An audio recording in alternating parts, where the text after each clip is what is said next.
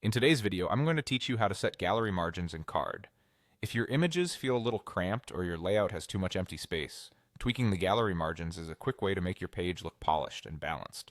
We'll walk through exactly where to find these settings in Card and how to adjust them confidently, with a few tips to keep things looking great on all screen sizes. First, open Card in your browser and head to your dashboard. From there, choose the project you want to edit so it opens in the builder. Once the canvas loads, click the block that contains your gallery. This selects the gallery element and opens its settings panel on the side so you can make changes that affect only this part of your page.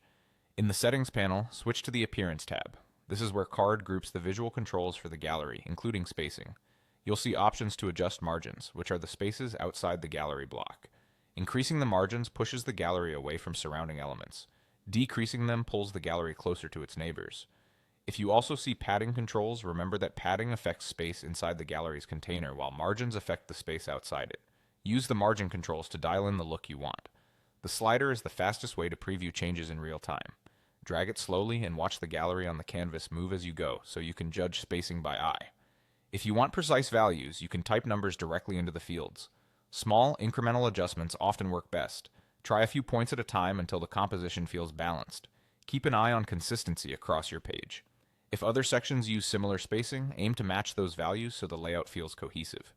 It also helps to check how your changes look on different devices. Card's preview options let you see desktop and mobile views, and margins that feel perfect on a large screen may need a slight reduction on smaller ones to avoid excessive scrolling or awkward gaps. When you're happy with the spacing, click Done to apply the changes in the builder. That's it, your gallery margins are now updated. If you make additional edits later, revisit the same Appearance tab to fine-tune spacing again. To recap, open your project in Card, select the gallery block, head to Appearance, adjust the margins with the slider or exact values, and click Done.